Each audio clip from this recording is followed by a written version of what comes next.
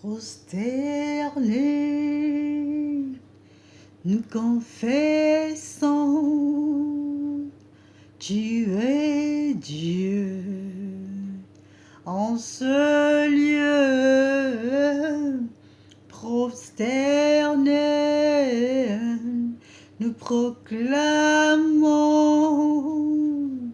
tu es Dieu. En ce lieu, je m'attends à toi, Yahweh, tu es tout pour moi, mon papa, je m'attends à toi, Yahweh, tu es tout pour moi, éclairé par ta présence, prosterné, adorant, prosterné, nous confessons, tu es Dieu. En ce lieu, prosterné, nous proclamons, tu es Dieu. En ce lieu, je m'attends à toi, Yahweh, tu es tout pour moi, mon papa.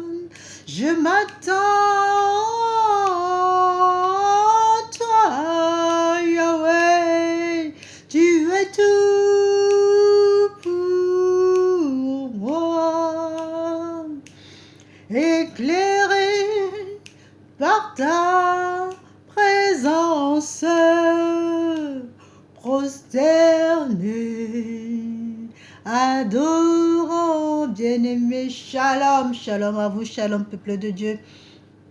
Merci encore pour vos partages, merci pour vos commentaires, merci pour vos encouragements. Et encore bienvenue à notre rendez-vous hebdomadaire. Nous allons continuer la série sur les blessures, blessés mais pas condamnés, ou blessés mais pas condamnés. Aujourd'hui, nous allons parler de la blessure d'abandon. La blessure d'abandon.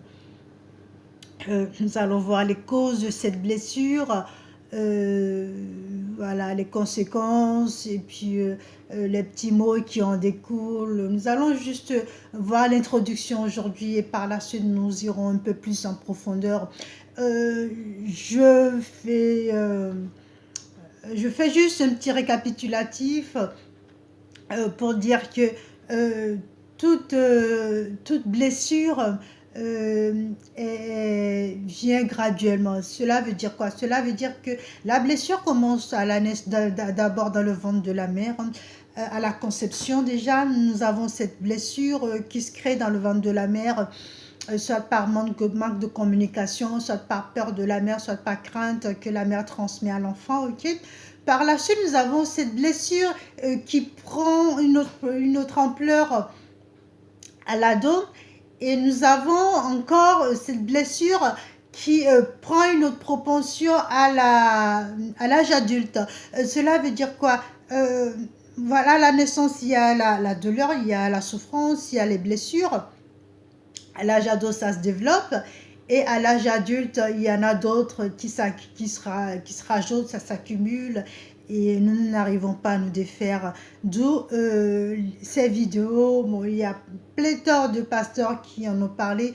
Moi, je parle aussi parce que j'avais à cœur de parler de ça. Donc, voilà, faites bien le point avec vous-même. Écoutez bien, prenez des notes et voilà, comment dire, si jamais il y a besoin, posez des questions parce que c'est vraiment très important afin que vous puissiez réussir votre vie d'adulte, vous réconcilier avec le père, avec vos parents, et ainsi de suite, rentrer dans la plénitude, dans la lumière, dans votre destinée que Jésus-Christ de Nazareth vous a prévue.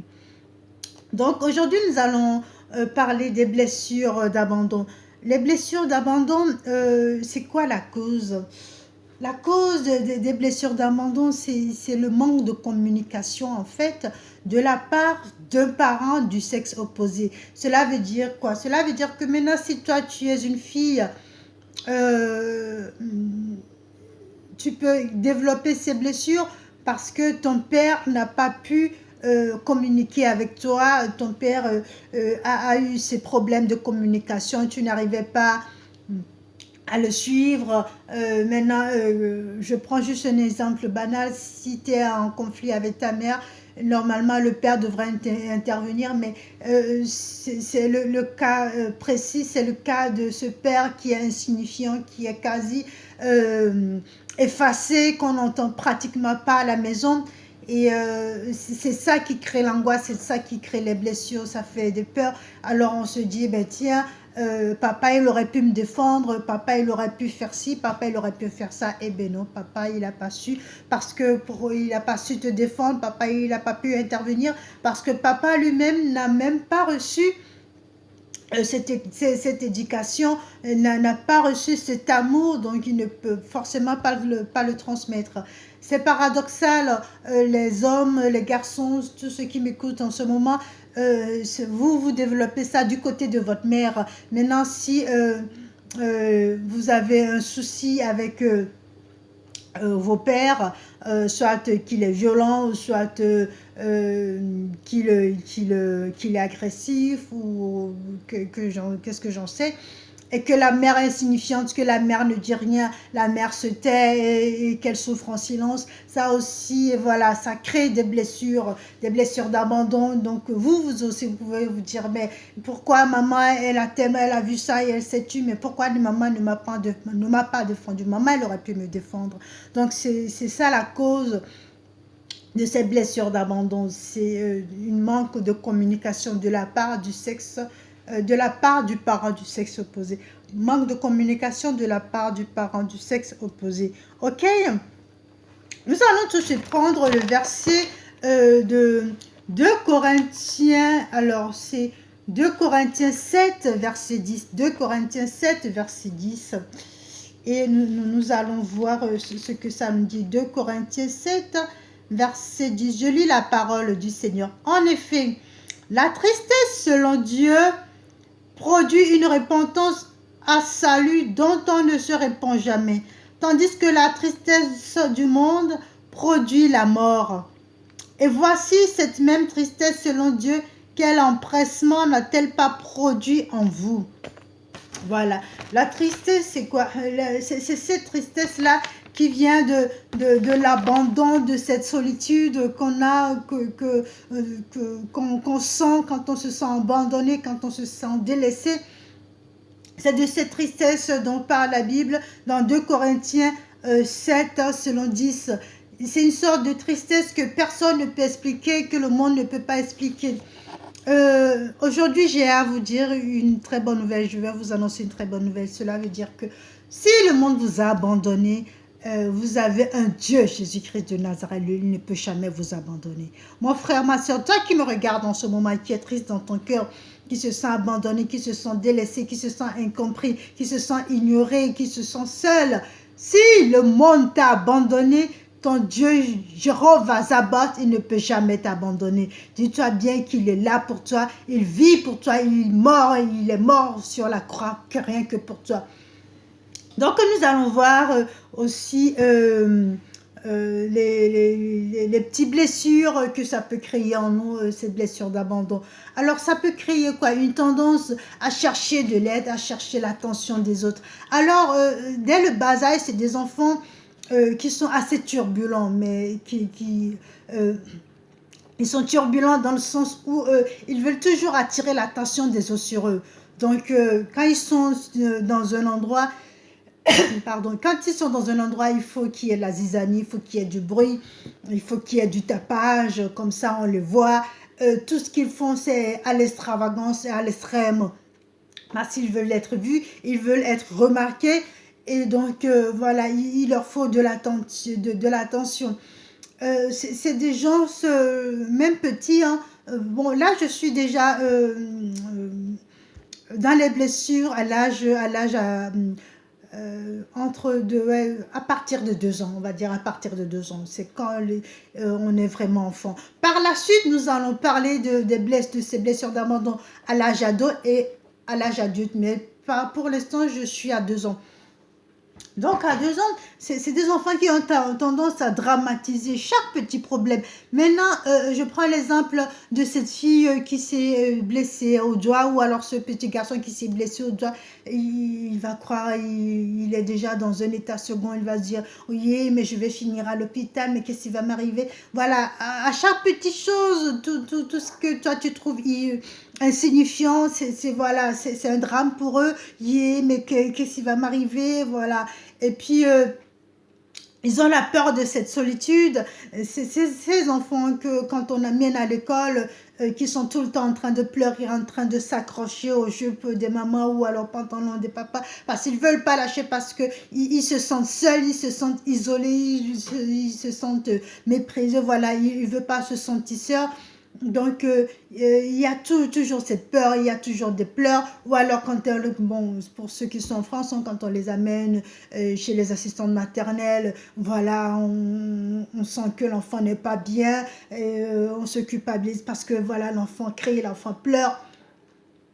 Et j'ai aussi un conseil à donner à des parents comme ça. Si vous avez un enfant comme ça, ne culpabilisez ça, ne culpabilisez pas, ne paniquez pas. Priez surtout pour cet enfant et priez que vous puissiez, que l'Esprit Saint puisse vous remplir afin que vous puissiez transmettre l'amour à cet enfant. C'est des enfants qui ont vraiment besoin d'amour, qui ont besoin d'être entourés, d'être supportés. Ok? C'est des enfants aussi qui ont tendance à accepter difficilement qu'on le refuse. Maintenant, il veut prendre du chocolat, tu dis non, ne prends pas. Voilà, c'est un enfant qui va faire toute une crise d'hystérie. Ou alors on va dans les magasins, il veut prendre un chips, tu dis non. Il va faire des tapages, il va crier, il va hurler partout parce que tu lui as dit non.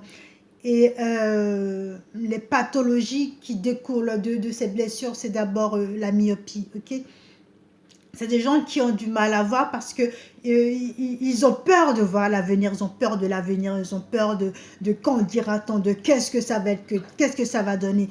Donc, c'est des enfants qui développent la myopie. On verrait au très bas âge, il faut les amener chez l'ophtalmo parce que ils voient pas ils voient pas très bien. Voilà. C'est aussi caractérisé par euh, dépendance. C'est des gens qui sont très solitaires, très dépendants.